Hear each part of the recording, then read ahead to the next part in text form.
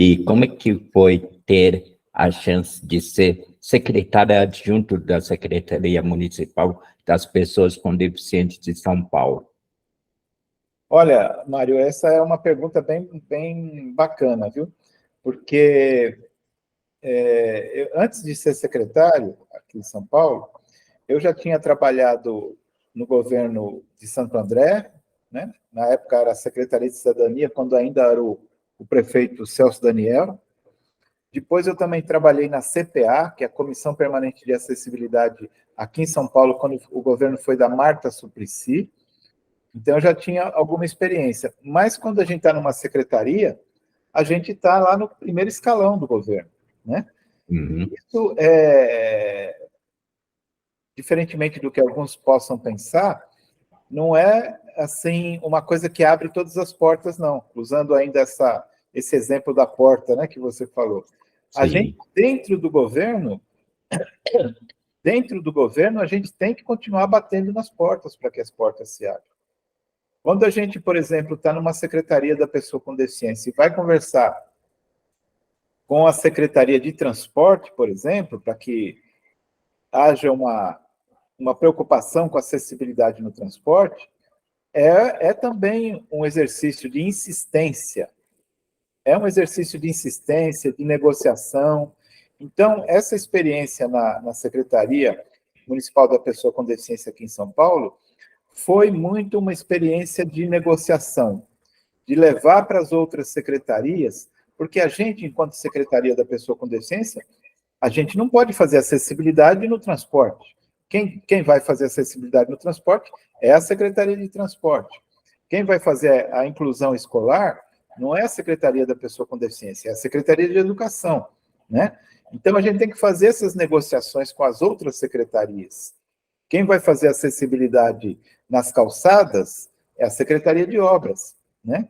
Então, a gente tem que fazer toda essa negociação, essas conversas, essas provocações, e isso não é fácil. Mas a experiência mais rica que eu extraí desse período foi justamente essa capacidade de fazer a articulação entre as várias secretarias, a capacidade de conversar com as outras secretarias, a capacidade do convencimento às outras secretarias. Porque quando a gente fala da importância da acessibilidade, todo mundo é a favor.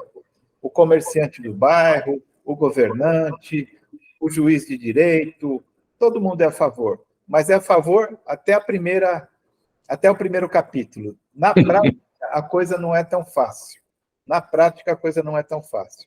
Então, para que a gente passe do primeiro capítulo e vá até o último capítulo, depende de muita negociação, de muita conversa, de muito convencimento e de muito preparo. A gente tem que estar muito preparado também para fazer toda essa articulação política, no caso, que é necessário para que as coisas aconteçam. Esse planejamento envolve um projeto. Conseguiu aplicar esse projeto que você tinha dentro da secretaria? Olha, quando a gente estava na Secretaria da Pessoa com Deficiência aqui em São Paulo, mais ou menos na mesma época, um pouco antes, foi construído, desenvolvido em nível do governo federal, ainda isso foi no final do governo do segundo governo do Lula e no primeiro governo da Dilma. Foi desenvolvido o Plano Nacional dos Direitos da Pessoa com Deficiência, o Viver Sem Limite, né? Que foi um plano muito interessante, muito importante. Foi a primeira ação do governo federal no Brasil que articulou vários ministérios para desenvolver a política da pessoa com deficiência, né? Era coordenado pela Secretaria Nacional da Pessoa com Deficiência, que na época, no começo era a Isabel Maior, que estava na secretaria, depois foi o Antônio José, o secretário nacional. E desenvolveu essa política muito importante, que era o Plano Viver Sem Limite, e a gente trouxe todo o conceito desse plano para a cidade de São Paulo. E criamos aqui o Plano Municipal de Inclusão da Pessoa com Deficiência, que se chamava São Paulo Mais Inclusiva.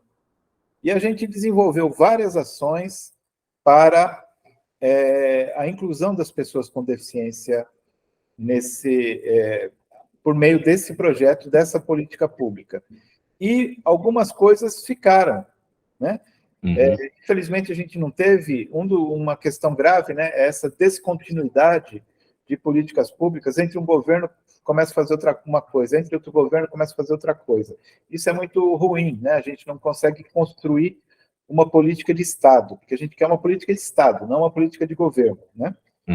E a gente deu início, mas não conseguimos chegar ao ponto que gostaríamos, mas muita coisa a gente conseguiu, inclusive muitas coisas existem até hoje.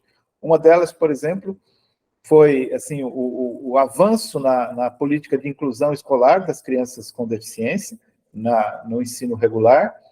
Outra coisa foi a criação de centros especializados de reabilitação. Foram criados mais de 20 centros de reabilitação na cidade de São Paulo, centros de reabilitação públicos, né, chamados CER, Centros Especializados em Reabilitação, que é uma política do Plano Viver Sem Limite, e eu acredito que em Mauá deve ter, em várias cidades tem esses centros de reabilitação, mas na época a gente foi, aqui em São Paulo, os pioneiros na implementação dessa política pública. A gente avançou muito na acessibilidade no transporte público, a gente avançou muito na acessibilidade em várias áreas da administração pública. Por exemplo, um exemplo que vocês podem até achar pitoresco, mas a gente avançou muito na questão da acessibilidade nos cemitérios públicos, por exemplo. Né? Então, isso, só para dar um exemplo, mas houve um grande avanço em acessibilidade em todas as obras públicas, nos centros culturais, nos hospitais, enfim, conseguimos avançar bastante. Isso, quando a gente começa de uma maneira boa, dificilmente volta para trás, né? Porque a acessibilidade é uma coisa que vai se incorporando no fazer do administrador público, né? Vai criando uma cultura. E a chance de voltar em alguma pasta, você tem? Olha, no momento não, né? A gente está aí sempre trabalhando para que as políticas públicas para pessoas com deficiência aconteçam. Não sei se você sabe, mas eu fui candidato a deputado agora nas últimas eleições, não fui eleito, mas foi uma experiência muito boa. Eu consegui fazer uma discussão sobre o nosso tema, que eu acho que foi muito importante, a gente conseguiu avançar bastante nas discussões e envolver muita gente com essa temática. Então, eu estou na área, sabe? Na área. Tenho feito coisas legais. E a atuação como locutor e apresentador de programa de rádio, como é que é? Como é que foi esse caminho? Foi traçado por sua interesse na comunicação ou foi um convite? Eu sempre, Mário, eu não sei se até por razão da deficiência, né? Que eu não podia sair de casa jogar bola, fazer um monte de coisa que os outros moleques faziam, andar de bicicleta, não é?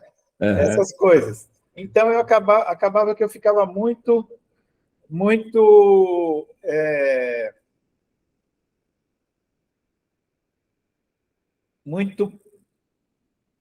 preso em casa, ficava restrito ali a ficar dentro de casa. Então, eu ficava lendo muito, ficava assistindo televisão e ficava ouvindo rádio. E eu sempre gostei muito de rádio, né? Então, eu falava assim,